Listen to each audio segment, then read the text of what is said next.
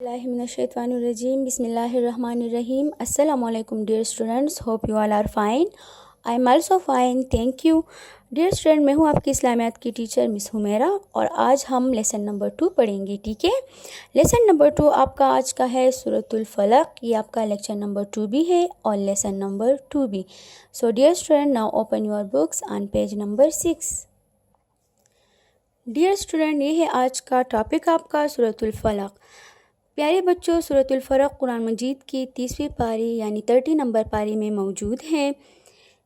ये Medina Munawwara में नाजिल हुई. ये मदनी सूरत है. ठीक है बच्चों, इसमें 5 आयात हैं. कुरान मजीद में बहुत सारी सूरतें हैं, कुछ मक्की है और कुछ मदनी सूरत हैं. वो सूरतें जो मक्का मुकर्रमा में हिजरत से पहले नाजिल हुई प्यारे बच्चों, तो वो मक्की सूरत कहलाएगी. ठीक है, वो मक्की सूरतें होती हैं. और जो सूरतें हिजरत के बाद मदीना मुनव्वरा में नाजिल हुई तो वो मदनी सूरतें कहलाती हैं. ठीक है, यानी मदनी सूरतें होंगी वो. तो सूरतुल फलक मदनी सूरत है. ठीक है प्यारे बच्चों, सूरतुल फलक, फलक की मानी है सुबह यानी मॉर्निंग टाइम. ठीक है, फलक की मानी सुबह की है. अब इसको सुबह से इसलिए मुशाबिहत दी गई है क्योंकि जिस तरह अल्लाह ताला रात का अंधेरा ख़त्म करके दिन की रोशनी ला सकता है, वो अल्लाह ताला इसी तरह खौफ और दहशत को दूर करके पनाह मांगने वालों को अमन भी दे सकता है. ठीक है, तो इस वजह से भी ये सूरत जो है इसका नाम फलक यानी सुबह है. इसके अलावा इसमें एक और वाक़े की तरफ भी इशारा है. प्यारे बच्चों, हमारे नबी हज़रत मोहम्मद सल्लल्लाहु अलैहि वसल्लम बहुत ज़्यादा बीमार हुए और बहुत ज़्यादा बीमारी की वजह से वो बहुत ज़्यादा दिनों तक जो है बिस्तर पर पड़े रहें. हज़रत जिब्राइल अलैहिस्सलाम 2 सूरतें लेकर आ गए. एक सूरतुल फलक और दूसरा है सूरतुन नास, जो इंशाल्लाह अभी हम पढ़ेंगे. वो भी आपके बुक में है. ठीक है, इसके बाद फिर हम वो पढ़ेंगे. हज़रत जिब्राइल अलैहिस्सलाम यही 2 सूरतें लेकर हाजिर हुए और फरमाया कि एक यहूदी ने आप सल्लम पर जादू किया है और ये जादू फला कुएँ में है.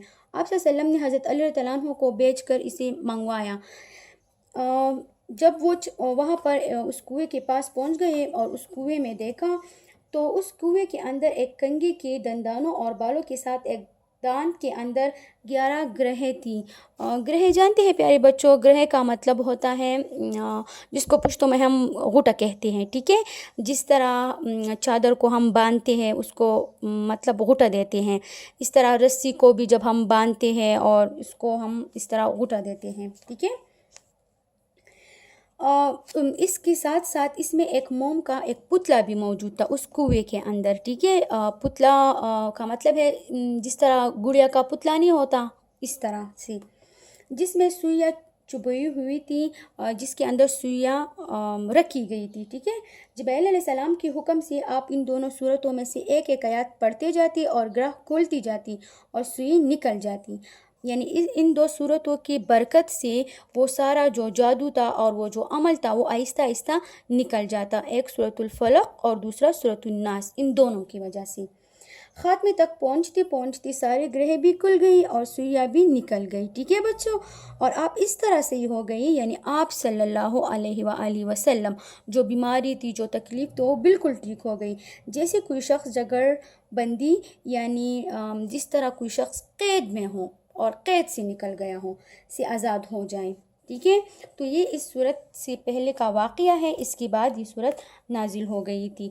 तो इस सूरत में जिन्नात, जादू वग़ैरह, या अगर किसी इंसान से भी कोई शर का या जानवर वग़ैरह से भी किसी शर या किसी तकलीफ़ का ख़तरा हो तो अगर कोई ये सूरत पढ़े तो इंसान इससे महफूज हो सकता है. ठीक है प्यारे बच्चों, अब आती है इस सूरत के नाज़िर तर्जुमे और इनके सबक की तरफ.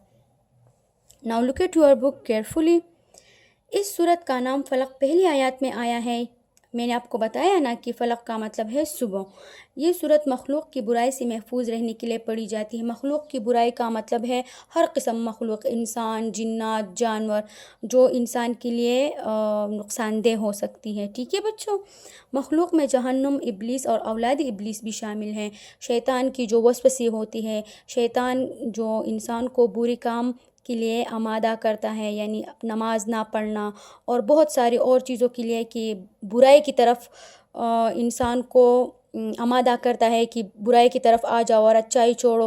تو اگر کوئی یہ صورت پڑھتا ہے تو انسان جو ہے وہ شیطان کی وسوسوں سے اور انسان جو ہے وہ شیطان کی برائی سے بچ سکتا ہے۔ اس کے علاوہ اور بھی بہت ساری برائیاں جو ہیں جو انسان کے ارد گرد موجود ہوتی ہے، اس صورت کی وجہ سے انسان بچ سکتا ہے۔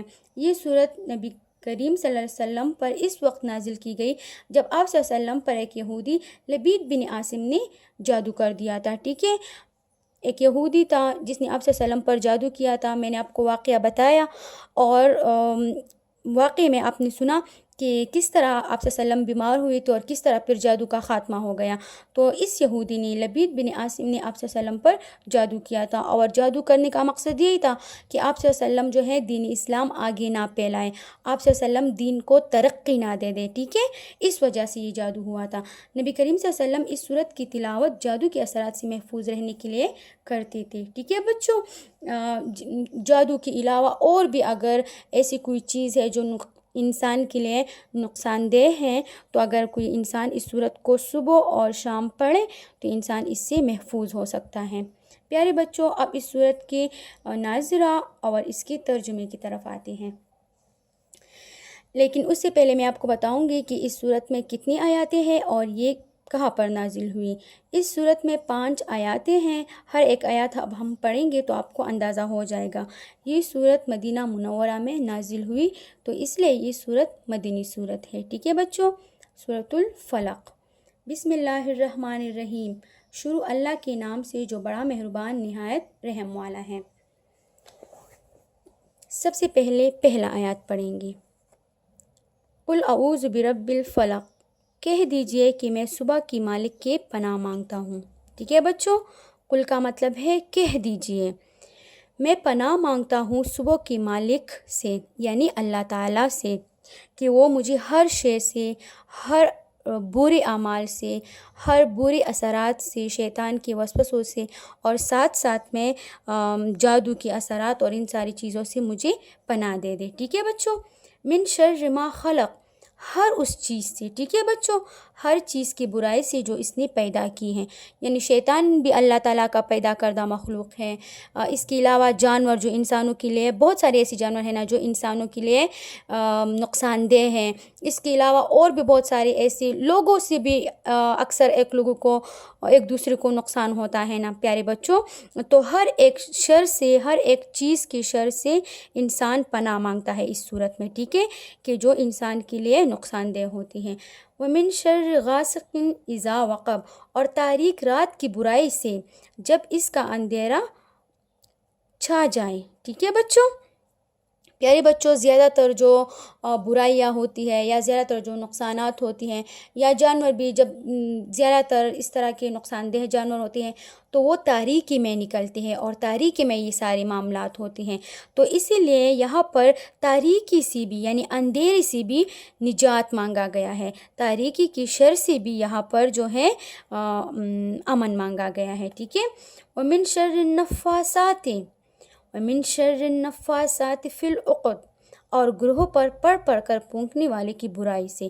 نفاسات یہاں پر کہتے ہیں پھونک کو، پھونک جانتے ہو پیارے بچوں، پھونک کہتے ہیں پھوکی کو، ٹھیک ہے، جس طرح ہم پھونک مارتے ہیں۔